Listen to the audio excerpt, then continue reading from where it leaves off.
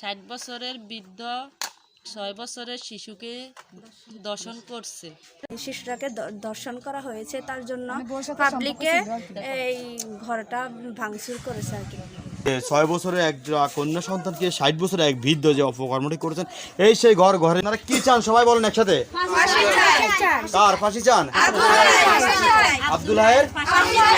সুপ্রিয় দর্শক শ্রোতা, ফরিদগঞ্জ উপজেলার বদরপুর গ্রামের আমরা আসলে যেই অন্যদিকে একটা কর্মকাণ্ডের ভিডিও সোশ্যাল মিডিয়ায় ভাইরাল হচ্ছে, সেই সুবাদে আমরা চলে আসছি আজকে সেই বদরপুর গ্রামে। এখন দেখতে পাচ্ছেন আমাদের সামনে কিছু বোন দাঁড়িয়ে আছে। আজকে আমরা ওনাদের মুখ থেকে সেই ঘটনার বর্ণনা শুনবো এবং কি কারণে সেই ঘরটি কেন ভাঙা, কেন মানুষ ঘরের বেড়া গড়া হতে শুরু করে সব কিছু কেন ভেঙে দিয়েছেন, সেই কথাগুলো আমরা এখন এই বোনদের মুখ থেকে শুনবো। জি, সর্বপ্রথম জানতে চাই বোন, কি হয়েছে একটু বলেন আমাদেরকে। কি বলতাম মানে বউ আছে না নি, ছেলের বউ আজকে 20 বছর তমেকে শাশুড়ি শ্বশুরের লগে সম্পর্ক। এখন দেশের গণ্যমান্য সবাইকে জানাইছে, এরা কেউ বিশ্বাস করে না প্রমাণের জন্য। এখন কালকে শিশু এই বাড়িতে খালার বাড়িতে মানে বেড়াইতে হয়েছে, ওই মেয়েকে মানে আব্দুল হাই নির্যাতন করছে। 6 বছরের শিশুকে নির্যাতন করছে হের ছেলের বোর ঘরের মধ্যে একা রাখি। মানে 6 বছরের একটা শিশু বাচ্চা সন্তানকে সে এই ঘরের ভিতরে রেখে ছেলের ঘরে রেখে মেয়েটি ওর কি হয়? আব্দুল হাইয়ের কি হয়? নাতিন হয় সম্পর্কে নাতিন। হ্যাঁ, এখন আপনারা এই বিষয়ে এলাকাবাসী কি চান একটু বলেন। ওর বিচার চাই, মানে ওর ফাঁসি চাই আমরা। আচ্ছা, এমন একটি ঘটনা কি আপনারা কখনো আর শুনছেন? আমরা কখনো শুনি নাই, শুনছি কিন্তু চোখে দেখি না। এখন বর্তমানে আমরা চোখে দেখতেছি, মানে আগে কানে শুনছি চোখে দেখি নাই। এখন আমাদের সত্যিকারই আমাদের চোখের সামনে এগুলা দেখতেছি, আমরা এটার বিচার চাই। প্রিয় দর্শক শ্রোতা, আসলে এই এলাকাবাসী ঐক্যবদ্ধ শুধুমাত্র আব্দুল হাইয়ের বিচারের দাবিতে, যাতে করে এমন একটি ঘটনা আর কোনো ঘরে কোনো সমাজে না ঘটে। আমরা এখন একটু ওনার সাথে কথা বলবো। মাইক্রোফোন একটু ওনার হাতে দেন। জি, আপনার নাম কি বলেন? আসসালামু আলাইকুম, আমার নাম ফাতেমা আক্তার রুনা। জি, আপনি এই ঘটনা কি শুনছেন উনি যেটা বলছে?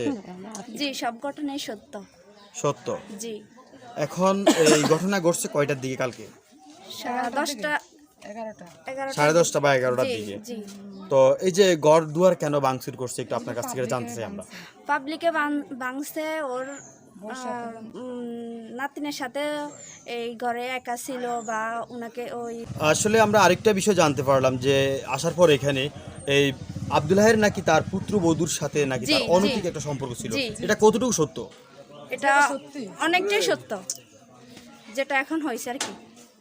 আগে হয়তো আমরা মানে বিষয়টা আর কি ইয়ে করি না, কানে শুনছি কিন্তু চোখে দেখি না। এখন যেটা দেখছি এটা মানে অনেকটাই সত্য, সেটাই আমরা বিশ্বাস করি আর কি। এখন এই জন্য সবাই থেকে একটু জানতে চাইবো আসলে ঘটনার কি ঘটছিল আর কেনই বা আসলে এমন একটি ঘটনা। জি বোন, আপনার আসলে কি হয়েছিল মূলত? ওনারা যা বলছে এটা কি সত্য ঘটনা? জি জি, সবই সত্য। আচ্ছা, যেই সন্তান মানে ছোট্ট সোনামণির সাথে যে কাজটা করছেন, ও এখন কোথায়? ও এখন সদর হাসপাতালে।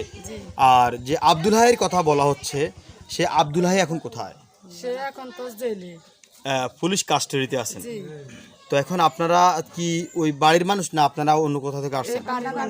হ্যাঁ, প্রতিবেশী। আপনারা প্রতিবেশী। তো এই যে আব্দুল হাইয়ের পুরো পরিবারটা এখন কোথায় আছে? ও অনেক জ্বালা যন্ত্রণা করেছে। জি, এই সংসার থাকে ও অনেক জ্বালা অত্যাচার করেছে, যে করার পরে কেউ বিশ্বাস করে না। কালকে এই ঘটনা করার পরে সবাই বিশ্বাস করে তার এই ঘরটা ভাঙচুর করছে, যে এই ঘরে বধুর ঘরে আবারই না ওই শিশুকে নির্যাতন করেছে। এই জন্য সবাই আহত হয়ে মানে বেশি ইয়ে করে মানে সবকিছু বিশ্বাস হয়ে গেছে, এই কারণে ঘরটা ভাঙছে পাবলিকে আসে। আচ্ছা আচ্ছা, তো এখন আপনারা এলাকাবাসী সবকিছু মিলিয়ে আব্দুল হাইয়ের কি চান একটু বলেন। আমরা আব্দুল হাইয়ের সবাই মিলে হ্যাঁ আমরা কিছু চাই না, শুধু ফাঁসি চাই। আমরা ফাঁসি চাই। অনেক অত্যাচার করছে এই ফ্যামিলিতে। প্রিয় দর্শকগঞ্জ উপজেলার বদরপুর গ্রামের এই বাড়ির নাম কি?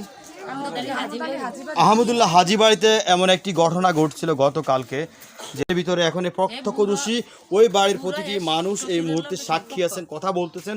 বিভিন্ন গণমাধ্যম কর্মীরা আসতেছেন নিউজ কভারের জন্য। তবে আমি প্রশাসনের কাছে একটা কথা বলবো, আপনাদের কাছে আমরা অনুরোধ থাকবে ঘটনা কতটুকু সত্য যাচাই বাছাই করে যদি আব্দুল হাই অপরাধ করে থাকে তাহলে তাকে অবশ্যই সর্বোচ্চ শাস্তি প্রয়োগের মাধ্যমে এই সমাজে ধর্ষণের সুস্থ বিচার প্রতিষ্ঠা করার জন্য অনুরোধ করব আমরা সবাই।